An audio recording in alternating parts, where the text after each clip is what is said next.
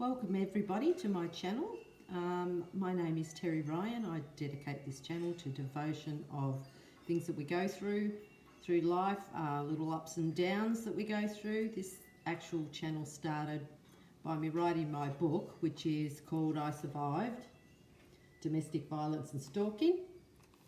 If you'd like to purchase a copy of this book, you can either contact me through my Facebook page, Terry Ryan Author, or you can go on my website, which is terryryan.com.au. That's my website. There is a little buy-in tool on that.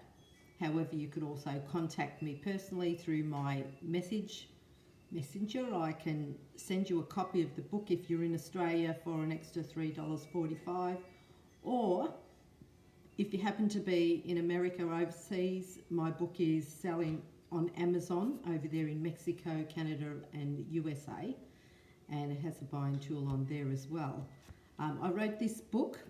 It was an actual way of me healing myself. I went through the motions of post-traumatic stress syndrome for many years due to going through domestic violence and being stalked for many years, and for a very long time I suffered the post-traumatic stress syndrome, and I found that actually writing my story down in words, that it did have quite a healing effect. It bubbled everything up to the surface. It was very raw and painful, but it was something that needed to be done for it all to come out. And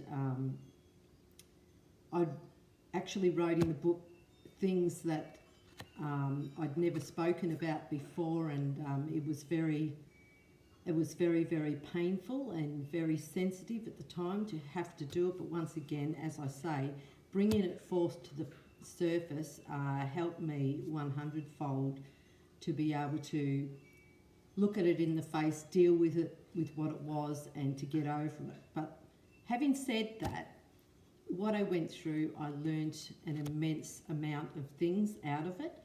And instead of just writing my book, which I Survived is the story of my domestic violence, the marriage and the separation and the stalking that I went through, but with a difference. In the back of the book, I wanted to list all the things that I'd learnt, and I'd actually learnt many things going through domestic violence, about myself, about others, about how to deal with people, how to deal with situations and emotions, and how to look at things from a different perspective.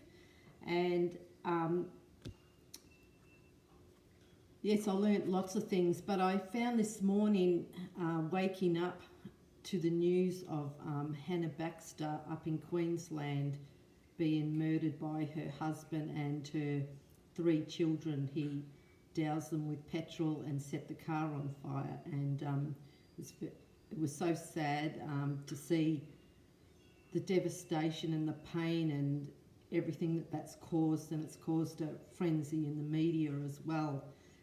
And I just wanted to remind people going through domestic violence that they really need to be vigilant when you leave your abusive husband. This is the most dangerous time that you can go through as a victim, because I know myself, I was stalked for 4 years after leaving my abuser, and as it turned out, 4 years later he ended up getting in a fight with one of his friends and he got fatally stabbed and killed. But I found out after that through one of his friends that he actually had a plan to kill me and my children. So when I turned on the news this morning and I saw this, it once again brought forth how fortunate I was, because I could have been just like Hannah Baxter. I could have been one of the statistics of domestic violence, and I just wanted to bring forth how important it is to make sure that you are in a secure place when you leave your violent partner, because it brings a sense of lack of control out in them, and usually a partner who is violent or abusive towards you, they thrive on control. And once they lose that control, that's the time when violence and other things take place within their mind, where they turn around and they can say, well, if I can't control you and I can't have you, then nobody will. And that's the most dangerous time that you've got to be aware. I know I looked over my shoulder and I remember going through 4 years of stalking where he would come to my workplace. I was constantly looking over my shoulder. He was standing outside my house and he was smoking cigarettes and drinking booze, and I'd go out the next morning and I'd find bottles of Ouzo, and I would find a lot of cigarette butts there where he'd just been standing there outside the house. There was times that he tried to run me off the road in my car. He went to my workplace and he demanded that they come and get me. I was working at the Repat Hospital in Heidelberg at the time, and he went to the office and demanded that they come and get me. He had an imitation gun, but at the time they didn't know that it was an imitation gun, and he threatened them and went outside and slashed all the tyres. And this is the type of mindset that they will get into when they lose control. They just, there is no stopping them. There's no stopping them if they get into a stalking mode, and you just have to look over your shoulder the whole time. And once again, as I say, I could have been one of those statistics. I have no doubt at all that if he was still alive today, he would probably still be stalking me today. And one bit of advice I could give with someone violent like that, and if I had to do it all over again, I would say get out of the state. Completely get away with it. Don't know where you are.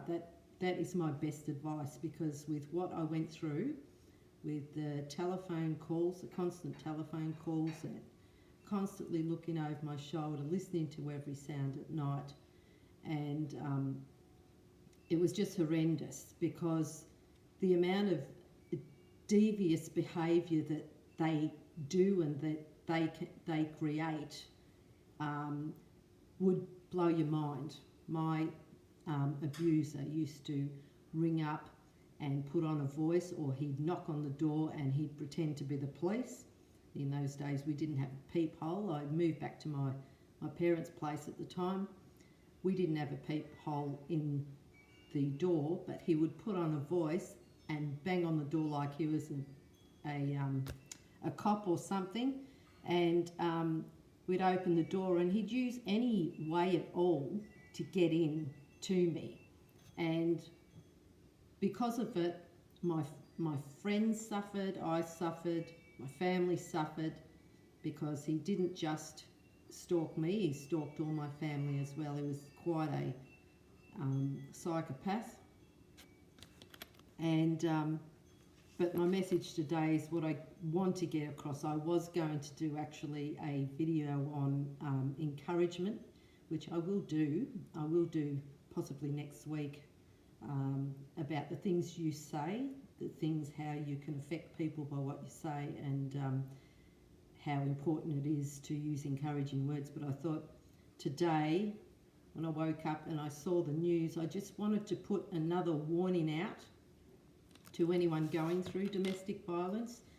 And if you're deciding to leave, just to make sure that when you do leave, that you have a secure place to go to, somewhere that you've got plenty of security, as in people around who can watch out for you, and you need to be ultra alert after leaving a violent partner, because their complete mindset changes totally towards you, and they get to a form of out of controlness where anything's likely to happen. And as we can see with this poor woman who just lost her life with her children, that obviously she was one of the unfortunate ones, and I just thank God for myself that I wasn't one of those statistics as well.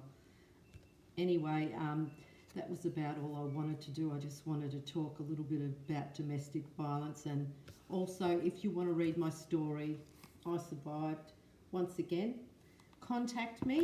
I've got plenty of books here for sale, and you just have to send me an inbox, or once again you can go onto my Facebook page, inbox me there, or you can go onto my website, or once again if you're overseas, Amazon is selling the book as well. Okay, I hope everybody has a nice day, and I think we all need prayers for this poor Hannah's family and friends surrounding her with all those suffering because of this homicide murder that's gone on up there. All right, I will come back on next week with a brighter topic. So bye for now.